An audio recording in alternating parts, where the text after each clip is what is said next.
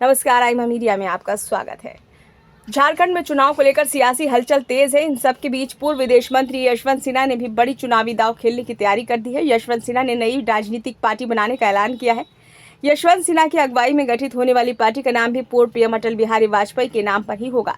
ये कदम आगामी लोकसभा चुनाव के लिए सिन्हा के बेटे जयंत सिन्हा को टिकट नहीं देने के भाजपा के फैसले के मद्देनजर उठाया गया है। अब नई पार्टी बनाकर यशवंत सिन्हा क्या भाजपा को चुनाव में पटक नहीं दे पाएंगे, ये तो भविष्य ही बताएगा। भाजपा ने जयंत सिन्हा के बजाय पार्टी ने विधायक मनीष जायसवाल को हजारीबाग सीट के लिए उम्मीदवार के रूप में चुना, जिससे जयंत सिन्हा के समर्थकों में असंतोष फैल गया।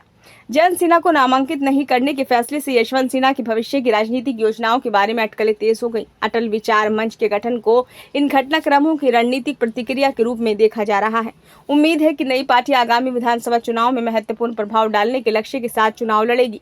सोमवार को दिल्ली के लिए रवाना होने से पहले सिन्हा ने संवाददाताओं से कहा कि समाज के विभिन्न वर्गों के साथ परामर्श करने के बाद अटल विचार मंच यानी कि AVM गठित करने पर अंतिम निर्णय शीघ्र लिया जाएगा। रविवार की बैठक की अध्यक्षता सुरेंद्र कुमार सिन्हा ने की, जो भारतीय जनता पार्टी की कार्यकारिणी के पूर्व सदस्य हैं। सुरेंद्र भाजपा के पूर्व सांसद जयंत सिन्हा के प्रतिनिधि रह चुके हैं। बैठक में जयंत और उनके पिता यशवंत सिन्हा दोनों के समर्थकों ने हिस्सा लिया। वाजपेयी सरकार में कैबिनेट मंत्री रहे यशवंत सिन्हा ने 1998, 1999, 2009 में हजारीबाग लोकसभा सीट जीती थी।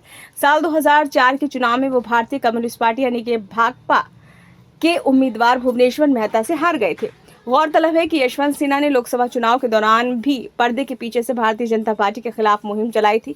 हालांकि उस वक्त तो उनकी परंपरागत सीट पर तो भाजपा जीत पाई थी, लेकिन यदि पूरे सूबे की बात करें तो भाजपा को झटका भी लगा था। राज्य में आदिवासियों के लिए आरक्षित सभी 5 सीटें भाजपा हार गई थी। इस बार भी आदिवासी समुदाय की गोलबंद झारखंड मुक्ति मोर्चा के समर्थन में नजर आ रही है। ऐसे में यदि यशवंत सिन्हा नई पार्टी का गठन करते हैं तो ये विधानसभा चुनाव में भाजपा को कोर वोट का नुकसान पड़ सकता है। इसलिए भाजपा की निगाहें यशवंत सिन्हा के अगले कदम की ओर लगी हुई हैं।